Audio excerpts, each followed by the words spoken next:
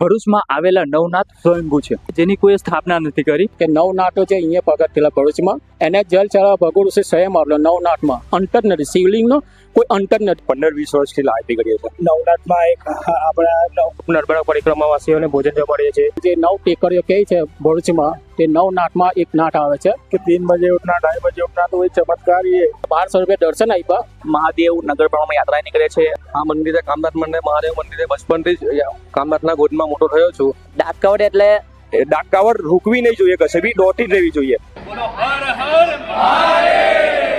નમસ્કાર મિત્રો, આજે આપણે આવીએ છીએ ગુજરાતના એવા એક શહેરમાં જ્યાં માત્ર ભગવાન શિવના એક નહીં પરંતુ 9 નાથ બિરાજે છે. એમાંના એક છે કામનાથ મહાદેવ. આ શિવલિંગ સ્વયંભૂ માનવામાં આવે છે, પરંતુ સવાલ એ છે કે આ નવનાથ મહાદેવની પરંપરા કેટલી પ્રાચીન છે, કામનાથ મહાદેવનું નામ કેવી રીતના પડ્યું, અને આ સમગ્ર પરંપરાનો સંબંધ ભૃગુ ઋષિ સાથે શું છે.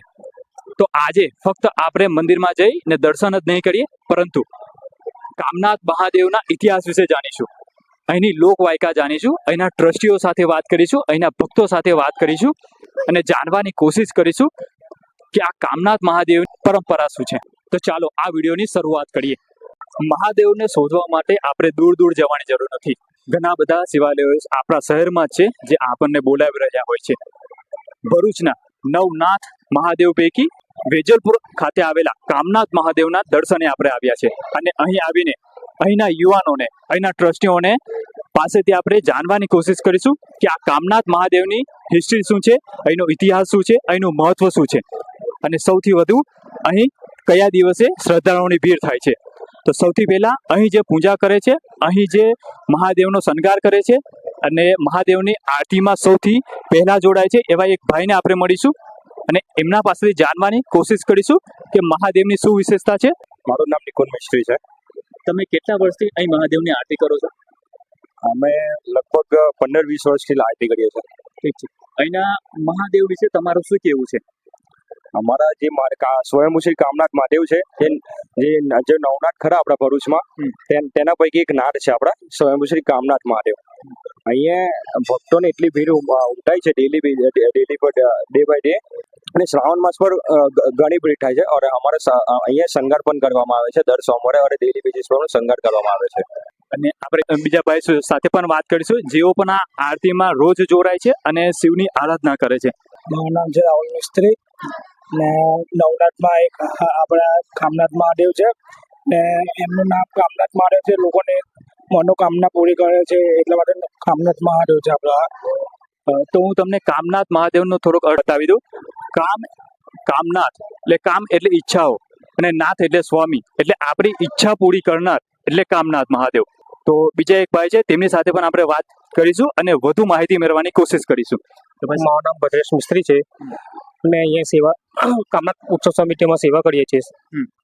આપણે આ કામનાથ મહાદેવ જે છે ગ્રુપ, તે અહીંયા ભંડારો રાખીએ છીએ શ્રાવણ માસમાં, અમાસમાં પાલકી કાઢીએ છીએ, પછી આ લોકો નર્મદા પરિક્રમાવાસીઓને ભોજન જમાડીએ છીએ વગેરે. પછી આપણે દર સોમવારે નવી પાલકીનો સહકાર કરે છે. બીજું અહીંયા વધુ ઉમેરવા માંગીશ કે જે લોકો નર્મદા પરિક્રમા, જે શ્રદ્ધાળુઓ નર્મદા પરિક્રમા કરે છે, તે લોકો માટે પણ આ સ્થાન ખૂબ મહત્વનું છે. જે લોકો આ સ્થાન છોડીને આગળ વધે છે તે લોકોને પણ હું કહેવા માંગીશ કે જ્યારે પણ તમે નર્મદા પરિક્રમા શરૂ કરો છો તો આ કામનાથ મહાદેવના દર્શન અવશ્ય કરજો. તો હવે આપણે આ કામનાથ મહાદેવના ટ્રસ્ટી સાથે વાત કરીશું અને આ મંદિરનો વધારે ઇતિહાસ જાણવાની કોશિશ કરીશું. મારું નામ અરુણ મિસ્ત્રી છે અને કામનાથ મહાદેવ મંદિરનો ટ્રસ્ટી છે. અહીંયા જે આપણો સ્વયંભૂ મહાદેવ છે તે સ્વયં પ્રગટ થયેલા છે, અને આજે ભૃગુ ઋષિના સમયનો જે 9 ટેકરીઓ કહે છે ભરૂચમાં, તે 9 નાથમાં એક નાથ આવે છે. ને અહીંયા જે કાવડ યાત્રા આવે છે તે અહીંયા સમાપન થાય છે. ને આપણે અહીંયા શ્રાવણ મહિનામાં આપણે જે દર સોમવાર આપણે શણગાર કરીએ છીએ ને અમાસ પાલકી કરે, નગર ભ્રમણ કરે છે, મહાદેવની શિવજીની યાત્રા કરીએ છીએ, નીલકંઠ મહાદેવ લઈ ગઈએ છીએ.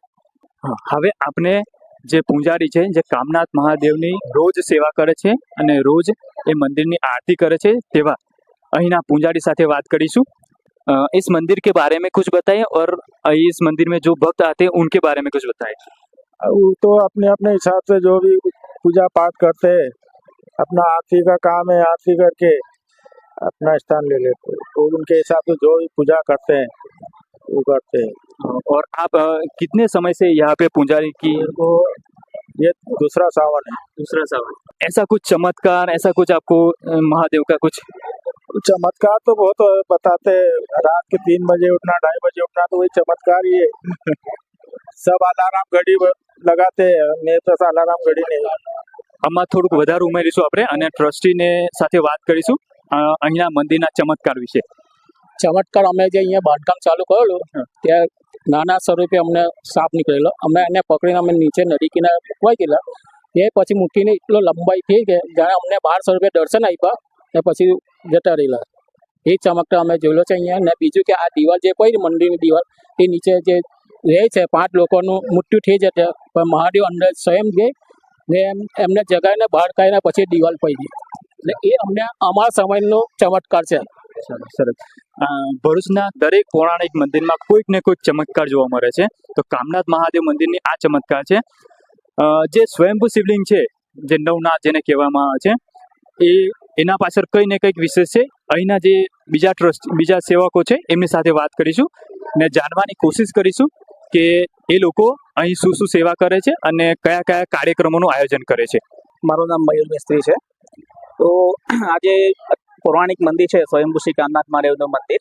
એમાં સૌથી પહેલાં તો નગર આપણે જે પરિક્રમાવાસીઓ આવે છે, પરિક્રમાવાસીઓને રોકાવાની અને એમને જેટલા બી સમય આવે છે એમને ભોજનની વ્યવસ્થા થાય છે. એના સિવાય જે મંદિરના અમારા પૌરાણિક પ્રસંગો છે, એક તો નગર ભ્રમણ છે, જ્યારે શ્રાવણની અમાસમાં શ્રાવણ મહિનાના અંતમાં એના સમાપન સ્વરૂપે મહાદેવ નગર ભ્રમણ યાત્રા નીકળે છે અને અહીંયાથી જે અમારો પૌરાણિક એક રૂટ છે નીલકંઠેશ્વર મંદિરે, ત્યાંથી આવી અને અમે નગર ભ્રમણ અહીંયા આવી અને સમગ્ર પ્રજા માટે અમે ભંડારા પ્રસાદીનું આયોજન કરીએ છીએ. બીજું એક મહાશિવરાત્રિ છે. મહાશિવરાત્રિના પ્રસંગે અમે સાંજે ભજન સંધ્યાનો કાર્યક્રમ અને સવારમાં બધા ભક્તો માટે ફરાળી પ્રસાદીનું આયોજન કરીએ છીએ. એ અમારા જે રેગ્યુલર અને નિયમિત ચાલતા અમારા પ્રોગ્રામ છે આ મંદિરમાં અને એનું અમે વર્ષોથી આયોજન કરીએ છીએ. બીજા એક ભાઈ છે જેઓ પણ આ મંદિરમાં સેવા આપે છે અને મહાદેવની આરતી કરે છે અને તેઓ ટ્રસ્ટી પણ છે, તો તેમની સાથે પણ આપણે વાત કરીશું અને મંદિર વિશે વધારે જાણીશું. નમસ્કાર, હું પ્રતિક માછી. હું આ મંદિરે કામનાથ મહાદેવ મંદિરે બચપનથી જ કામનાથના ગોદમાં મોટો થયો છું ને અહીંયાથી પહેલાંથી સેવા જે પરિક્રમાવાસીઓની સેવા છે, પછી કોઈ પણ સારા કાર્યો છે એમાં અમે સાથ આપીએ છીએ. અને બીજું કે આ મંદિરની જે વાઇબ્રેશન જે જગ્યા છે એનું એટલું એમ મેડિટેશન જે કહે ને ધ્યાન, એ તમે ધ્યાન કરશો ને તમે અલગ જ તમે ફીલ કરશો. અહીં આ મંદિરમાં જે વાઇબ્રેશનની જગ્યા છે તો અલગ જ એમ તમને અલગ જ ફીલ થશે. તો બધા નગર જે બી વેજલપુર નગર ભવન જે છે એમને પ્રાર્થના કરીશ કે તમે ખાલી આવો ને ધ્યાન કરો એ મંદિરે કામનાથે. બસ. મહાદેવ ભરૂચમાં આવેલા નવનાથ સ્વયંભૂ છે. પહેલા તો આપણે એ સમજી લઈએ કે સ્વયંભૂ કોને કહેવાય. સ્વયંભૂ એટલે જેની કોઈ સ્થાપના નથી કરી કે કોઈએ બનાવ્યું નથી, એ સ્વયં જમીનમાંથી પ્રગટ થાય છે, એને સ્વયંભૂ કહેવામાં આવે છે. તો આ મહાદેવના વધુ એક ચમત્કાર આપણે અહીંના ટ્રસ્ટી પાસેથી જાણવાની કોશિશ કરીશું. આ જે કામનાથ મહાદેવ મંદિર છે એમને જે સ્વયંભૂ કહે છે કે નવનાથો જે અહીંયા પ્રગટ થયેલા ભરૂચમાં, જે ભગુ ઋષિના સમયનું આ જે મંદિર છે. એટલે એને જલ ચડાવવા ભગુ ઋષિ સ્વયં આવેલો નવનાથમાં. ને આ જે મંદિર અમે જે વચ્ચે શિવલિંગ નાનું હતું એને ઊંચું લાવવા માટે અમે નીચે ખાડો કરેલો, 10-12 ફૂટ નીચે ઊંડા કરીને ખેંચવા ગયા, પણ એનો અંતર નથી, શિવલિંગનો કોઈ અંતર નથી. એટલે આ સ્વયંભૂ કામનાથ શિવલિંગ છે. કામનાથ મહાદેવ ખાતેથી એક અનોખી કાવડ યાત્રા કરવામાં આવે છે, જેને ડાક કાવડ યાત્રા કહેવામાં આવે છે. તો આ ડાક કાવડ યાત્રા શું છે અને ક્યાંથી કરવામાં છે અને ક્યાં સમાપન થાય છે, એના વિશે આપણે થોડીક માહિતી મેળવીશું. ડાક કાવડ યાત્રા સૌ પ્રથમ અમે ગુજરાતમાં અહીંયાથી કાઢી છે. અમે એમપીમાં ચાલતી હતી ડાક કાવડ યાત્રા. તો સૌ પ્રથમ અમે એમને જોઈને આ વખત અમે 4 વર્ષથી કાઢીએ છીએ. 2 વર્ષ ભારભૂત ગયા છે, 1 વર્ષ અંગાડેશ્વર અને હમણાં હાલમાં આજની તારીખે કાવી કંબોઈ સ્તંભેશ્વર મહાદેવ સુધી પહોંચ્યા છે ડાક કાવડ યાત્રા. ડાક કાવડ એટલે આપણે ડાક લઈને ગઈએ છીએ તો એ રૂકવી ના જોઈએ, સ્ટોપ ના થવી જોઈએ, કન્ટિન્યુ રનિંગમાં રહેવી જોઈએ. અને એ રનિંગમાં રહી ને એને પૂરતા ટાઈમે એને અમે 24 કલાકમાં સમર્પિત થવી જોઈએ, જલ અર્પણ થવું જોઈએ મહાદેવને. એટલે એ રીતે અમે ડાક કાવડ યાત્રા લઈને ગઈએ છીએ ભરૂચથી કામનાથ મહાદેવથી. અને આજની હાલમાં તારીખે અમે સ્તંભેશ્વર મહાદેવે પહોંચ્યા હતા. અને આ ડાક કાવડ યાત્રા વિશે વધુ એક ભાઈ પાસેથી આપણે જાણવાની કોશિશ કરીશું. ડાક કાવડ જેમ કે બોલી શકે છે કે અમે જે એમપીમાં જે ચાલી રહી હતી ડાક કાવડ તે પ્રમાણે અમે બી મીન્સ કે કોપી કર્યું છે અમે જેમ કે ગુજરાતમાં પ્રથમ અમે ડાક કાવડ કાઢી હતી 4 વર્ષ પહેલા અહીંથી જે સ્વયંભૂ શ્રી કામનાથ મહાદેવથી નીકળીને ભારબૂટ ગઈ હતી. ભારબૂટમાં બાલેશ્વર મહાદેવ છે ત્યાં ગઈ હતી અને સેકન્ડ યર બી અમે સેમ ત્યાં જ ગયું હતું.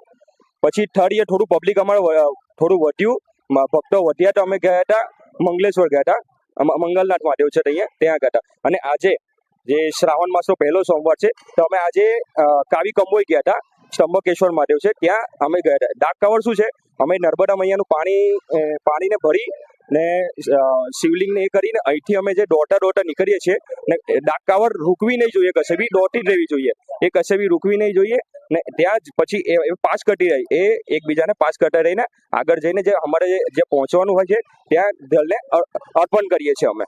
તો ડાક કાવડ યાત્રા એટલે યાત્રા ક્યાંક ઊભી ના રહેવી જોઈએ, કોઈ પણ જગ્યા પર ઊભી રહે તો એ ખંડિત થઈ જાય છે એવું કેવું છે. એટલે જ્યાંથી શરૂ કરો, માનો કે અહીંયાથી શરૂ કરો અને જે સ્થળ છે એ અહીંયાથી 100 કિલોમીટર હોય કે 50 કિલોમીટર કે 10 કિલોમીટર હોય ત્યાં સુધી ઊભી ના રહેવી જોઈએ, સતત એને આગળ વધારતી રહેવી જોઈએ. એને ડાક યાત્રા કહેવામાં આવે છે.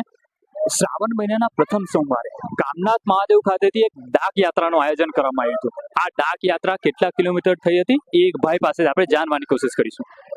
જે આજે શ્રાવણના પ્રથમ સોમવારે અમે જે ડાક કાવડ જે કાઢી હતી અમે જે 85 કિલોમીટર અહીંથી ભરૂચથી જે કાવી કંબોઈ છે એનું ડિસ્ટન્સ 85 કિલોમીટર છે, તે અમે ફક્ત 5 કલાકમાં જ પૂરી કરી દીધી છે.